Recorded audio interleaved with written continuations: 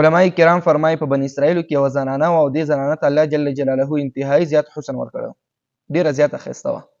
دا زنانه مالداره هم وه او زیناکاره وه.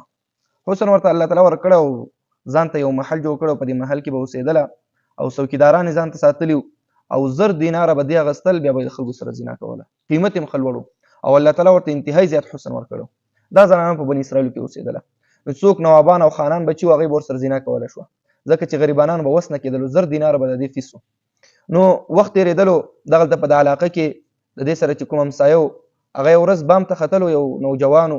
کله چې ګوري د خپل بام نه په دغه زنانه یې سترګې لګېږي، هغه په د خپل کور کې په محل کې روانه وګرځېده، په هغې یې سترګې ولګېدلې، نو د هغه زنانه حسن او هغه ښایست یې زړه ته پرېوتل. کله چې د هغې زنانه حسن او ښایست د دې زړه ته پرېوتلو، نو د هغې نه بعد د دې نوجوان دا خو ډېر نیک انسان و، علماء کرام د ده په اړه فرمایي چې دا د هغې زمانې راهب و. راهب به یې هغه بزرګ ته ویل چې ځان سره به یې بسکار و. خو دې ورځ بام ته ختلې او دا زنانه یې کتلې وه. خو دا هر څومره استغفار او توبې وایستلې خو کار یې ورنه کړو.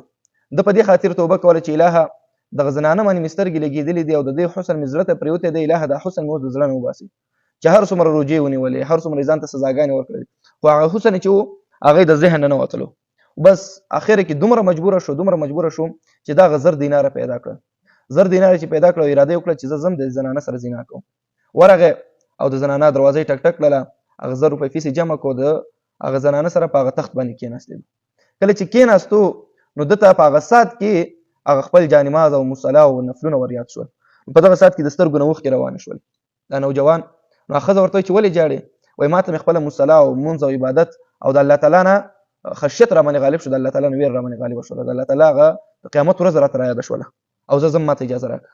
وایي ته خو راغلی د دې مقصد دپاره چې ته ما سره زنا وکړې او پیسې دې راکړې دي، اوس مقصد خو پوره کړه. وایي نه زه ځم، ما ته اجازه راکړه. اوس نوجوان د هغه ځای نه راووتلو. کله چې کور ته راغی او بس په ژړاګانو شروع وکړه چې الهه ما ته معافي وکړه، تا ما باندې څومره ډېر احسان کړی دی، ځکه چې اسلام دې راته نصیب کړی او زه دومره نیک کوونکی یم، د هغې باوجود ما دومره جرأت وکړو چې زه ځم د یو فاحشې ښځې سره زنا کوم. دا اراده مې وکړله. بس لاړ ځان ته یو جونګړه جوړه کړله، بس په هغې کې دا نوجوان اوسېدلو او بس الله تعالی ته وژړل. خو چې دا نوجوان څنګه د دې کور نه راووتلو، په دې ښځه باندې یو حال طاري شو، یو حال پې غالب شو.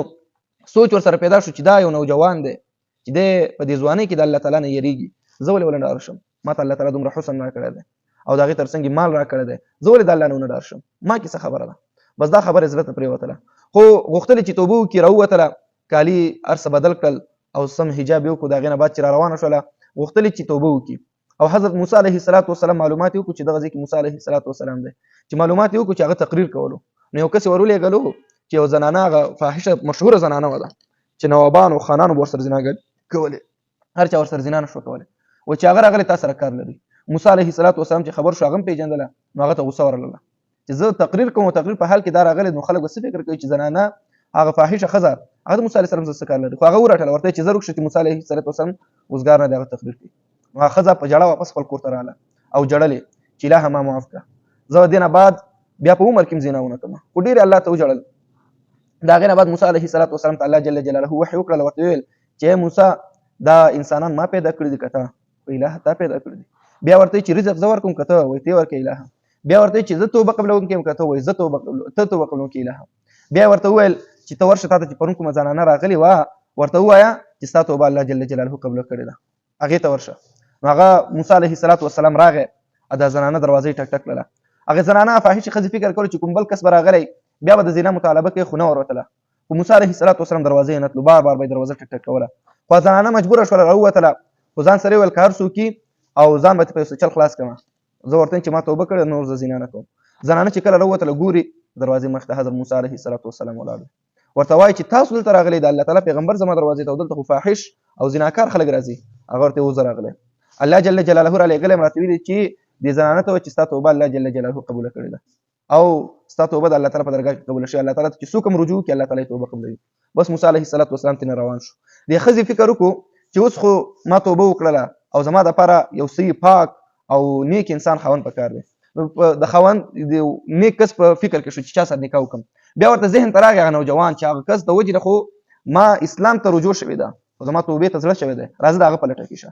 خو هغه نوجوان پسې ګرځېده اخر کې د هغه معلومات وکړو، هغه یو جونګړه جوړه کړې وه، معلومات چې ډیرو حاصل کو چارسیز پسې ګرځي نو هغه برته الله تعالی لاس راوړي په نوجوان پیدا کړو کله چې پیدا کو هغه جونګړې ته ورسېدله یو څه کور ځان ته برابر کړو د غره خواته ورته ویل دغه دروازه ورته ټک ټک کړه د نوجوان ته وای چې زه هغه زنانه یم چې هغه ته ما پسې راغلی زنا مطالبه دې کړې دې نوجوان فکر وکړو چې دا اوس بیا راغلی د دلته ما پسې زنا ته نوجوان ځان سره وي چې یو د په زور پسې ورغلی او د نیکۍ او د طاعت د هر څه نه ویستی ځکه چې ما یو ځل دا په نظر باندې کتلې وه نه راته عبادت مزه راکوله نه راته رجوع مزه راکوله هېڅ مزه نه راکوله خو اوس دا ما پسې راغلی چې دلته زنا وکړم که دا پرې مې ورسره لږ مخالطه راغله یو ځایوالی راغی کېدای شي د ایمان نه خلاص شم هغه نوجوان د خولې نه یو عظیم او لویه چغه وختله او په هغه ځای باندې بېهوشه شو بیا چې ورته خلک راغلل خوځولو نو هغه نه ساه وتلې وه انا لله و انا الیه راجعون هغه کس په هغه ځای باندې وفات شوی بیا هغه زنانه ډېر زیات انتهایي ډېر زیات یې وژړل او نور معلومات یې د هلک په اړه وکړو چې دا څوک خپلوان لري که نه ورته ویل چې دلته یو نوجوان رور دی د بل هم شته